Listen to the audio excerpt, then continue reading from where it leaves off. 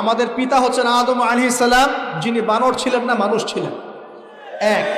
আর দুই নাম্বার, আমরা এই দুনিয়াতে বিবর্তনবাদের মধ্য দিয়ে আসি নাই, সরাসরি জান্নাত থেকে আসছি।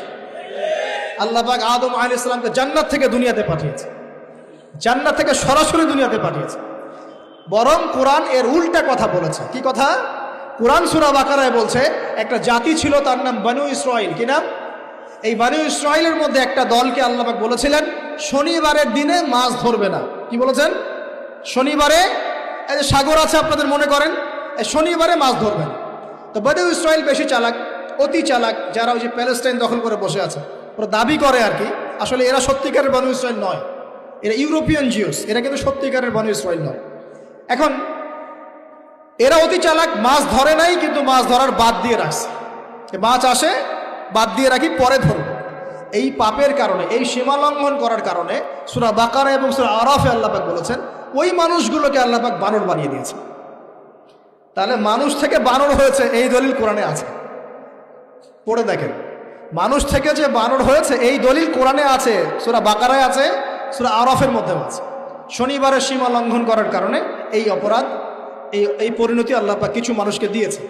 তারা এখনো জীবিত আছে কিনা আমরা জানি না, ওদেরকে আল্লাহ পাক মেরে ফেলেছেন না বেঁচে আছে আমরা এগুলো জানি না, কারণ কোরআন এগুলো নিয়ে কথা বলে নাই। এতটুকু কোরআন বলেছে। তবে এখনো কিন্তু বহু বাইরের মানুষ আকৃতির প্রাণীকে আল্লাহ পাক ভেতর থেকে বানর বানিয়ে দিচ্ছেন না। এটা নিয়ে একটা কথা বলতে চাই, সেটা হলো কিয়ামতের আগে আগে আরো কিছু মানুষকে আল্লাহ পাক কিন্তু শূকর এবং বানরে পরিণত করবে। এই হাদিসটা কি জানেন? হাদিসটা শুনে রাখেন, এটা আখিরুজ জামান বা কিয়ামতের আলামত সংক্রান্ত হাদিসগুলোর মধ্যে পাবেন।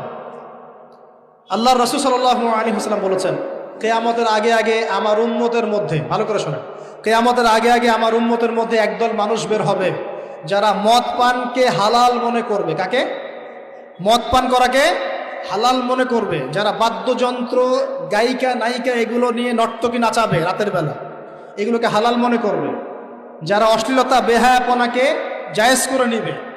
ঠিক আছে, এরকম কয়েকটা পাপের কথা বলে নবীজি বলছেন একদিন সকালবেলা আল্লাহ পাক তাদেরকে ঘৃণিত বানরে পরিণত করবে। এটা হবে সামনে, কখন কিভাবে হবে আল্লাহ ভালো জানে। এবার আমি কনসেপ্টে চলে আসি। এই যে পৃথিবীতে নেমে আসলাম, তাহলে আমরা কোত্থেকে আসছি ভাই? আমরা কি পৃথিবীর অধিবাসী ছিলাম? আমরা জান্নাতে ছিলাম, ওখান থেকে আল্লাহ পাক পাঠিয়েছে। এবার পৃথিবীতে এসে আদম আলাইহিস সালামের যুগে খুব একটা দুর্ঘটনা ঘটে নাই, একটা ঘটেছে। কয়টা? একটা। ভাই হাবিলের কুরবানি কবুল হয়, কাবিলের অন্তর্দাহ হয়, জ্বালা হয়। কেন হাবিলেরটা কবুল হবে, কাবিলের কেন হচ্ছে না? এই হিংসার বশবর্তী হয়ে কাবিল হাবিলকে হত্যা করে ফেলে। হত্যা করে লাশটা দাফন করার পদ্ধতিও তার জানা ছিল না। আল্লাহ কাককে পাঠালেন, কাককে দেখে সে শিখল। প্রথম দুর্ঘটনা হচ্ছে হাবিল কাবিলের দুর্ঘটনা। বলে রাখি, আজকেও নিজের ভাইয়ের বেশে বহু কাবিল মুসলিম সমাজের মধ্যে ঘুরে বেড়ায়। নিজের ভাইয়ের লেবাসে, পোশাকে, সুরতেই বহু কাবিল এখনও কিন্তু মুসলিম সমাজে ঘুরে বেড়ায়। তো আমরা কাবিলদেরকে কাবিলের পরিণতি সম্পর্কে সচেতন করতে চাই। হাবিল বলেছিল তুমি যদি আমাকে মারতে আসো, আমি তোমাকে মারার জন্য হাত বাড়াবো না। হাবিল জান্নাতে যাবে আর কাবিল জাহান্নামে যাবে। কেন কাবিল জাহান্নামে যাবে? নবীজি বলেছেন পৃথিবীর প্রথম হত্যাকাণ্ড সংগঠিত করেছে কাবিল।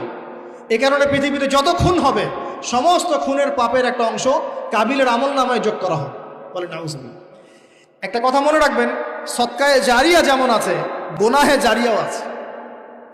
একটা মদের দোকান দিয়েছেন, যত মানুষ মদ খাচ্ছে সমস্ত গুনার একটা অংশ আপনার কাঁধে আসছে।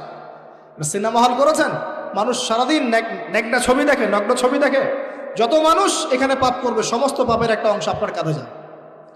আবার একটা মাদ্রাসা করেছেন, যত মানুষ এখানে দ্বীনি ইলম শিখবে এই নেকির একটা অংশ আপনি পাবেন ইনশাআল্লাহ। মরে গেলেও কবরে পাবেন ইনশাআল্লাহ। আল্লাহ পাক আমাদের সবাইকে সদকায়ে জারিয়া করার তৌফিক দেন। আমরা জানি এরপরে আসবে ইমামুল মাহদির শাসন, তারপরে আসবে নবী ঈসা আলাইহিস সালামের শাসন, তারপরে দাজ্জালকে মেরে ফেলা হবে। আর দাজ্জালকে মেরে ফেলার আগে দাজ্জাল তার অনুসারীদেরকে নিয়ে বিশ্ব শাসন করবে 40 বছর। 40 বছর না, 40 দিন। 40 দিন। প্রথম দিন হবে 1 বছরের সমান, দ্বিতীয় দিন হচ্ছে 1 মাস, তৃতীয় দিন 1 সপ্তাহের সমান। তারপরে দিনগুলো আমাদের দিনের মতোই। এরপরে ঈসা আলাইহিস সালামের আগমনের মধ্য দিয়ে তার ধ্বংস হবে। এরপর ইয়াজুজ আর মাজুজ বের হবে। ইয়াজুজ আর মাজুজ খুব হিংস্র হবে, তাদেরকে হত্যা করার ক্ষমতা মুসলিমদের থাকবে না। মুসলিমরা তুর পাহাড়ে আশ্রয় নেবে, আল্লাহ পাকের গজবে তাদের ঘাড়ের মধ্যে একটা ভাইরাস জন্ম নেবে, এতে তারা মারা যাবে। বড় বড় নখরওয়ালা প্রাণী আল্লাহ পাঠাবেন, পাখি, এরা এসে এদেরকে উঠিয়ে উঠিয়ে কোনো জায়গায় ফেলে দিবে, মহাবিশ্বের কোনো এক জায়গায় এনে ফেলে দেবে। তারপর আল্লাহ পাক বৃষ্টি বর্ষণ করবেন, প্রচুর বৃষ্টি বর্ষিত হবে এবং বিশ্বের এই জমিনটা উর্বর হবে। তখন একটা ডালিম, ডালিম দেখেছেন ডালিম, একটা ডালিম একটা পরিবার খাবে, একটা ডালিমের খোসার মধ্যে একটা পরিবার আশ্রয় নিতে পারবে, এত বড় বড় ফসল হবে। 40 বছর ঈসা আলাইহিস সালাম এই বিশ্বকে শাসন করবেন, ন্যায়ের ভিত্তিতে, আদালতের ভিত্তিতে। ঘাটে মহিষে এক ঘাটে পানি খাও, বাঘে মহিষে এক ঘাটে পানি খাও, কেউ কারো উপর জুলুম করবে না। এরপর তার বিয়ে শাদী হবে, সন্তান হবে এবং তার ইন্তেকালও হবে স্বাভাবিকভাবে, এবং তাকে দাফন করা হবে নবী মুহাম্মদ সাল্লাল্লাহু আলাইহি ওয়াসাল্লামের কবরের পাশে, রওজার পাশে। এরপরে মানুষ আবার খারাপ হওয়া শুরু করবে, এতটা খারাপ হবে যে মানুষ রাস্তার মোড়ে মোড়ে জেনা ব্যভিচারে লিপ্ত হবে না, কুকুর শেয়ালের মতো। এই অবস্থায় পশ্চিম দিক থেকে সূর্য উঠবে এবং ব্যবসায়ী ব্যবসা করতে বসেছে, কাপড় খুলেছে, এই কাপড় গুটিয়ে নেওয়ার আগে কিয়ামত হয়ে যাবে। একজন ব্যক্তি পানির বোতল খুলেছে, পানি মুখে দেওয়ার আগেই কিয়ামত হয়ে যাবে। একজন ব্যক্তি বাসা থেকে বের হয়েছে, বাসায় ফেরত যাওয়ার আগে কিয়ামত হয়ে যাবে। উটকে পানি পান করানোর আগে কিয়ামত হয়ে যাবে। ওই সময় তওবার দরজা বন্ধ হয়ে যাবে। এই ইসরাফিল আলাইহিস সালাম সিংহায় ফুঁক দিয়ে দিবেন, মহাবিশ্ব ধ্বংস হয়ে যাবে। আল্লাহ পাক দ্বিতীয় ফুৎকারের মধ্য দিয়ে আবার সবাইকে উঠাবেন এবং এই দুনিয়ার জীবনে আমরা যে কাজগুলো করেছি এর হিসাব আমাদেরকে দিতে হবে। সেদিন যদি আমরা আল্লাহর কাছে প্রত্যেকটা কাজের হিসাব দিতে পারি, কোরআন সুন্নাহর উপর থাকতে পারি, আল্লাহর বিধিবিধান মেনে চলতে পারি, এই কারাগারের জীবনে আল্লাহর বিধান মেনে চলতে পারি, ইনশাআল্লাহ যেই জান্নাত থেকে আসছি আবার সেখানে ফিরে যাবো। আর যদি ওই দিন আমরা হিসাব দিতে ব্যর্থ হই, আল্লাহ না করুক, তাহলে ওই ইবলিসের সাথে, তার অনুসারীদের সাথে আমাদের সবাইকে জাহান্নামে থাকতে হবে বলে নাউজুবিল্লাহ। এভাবে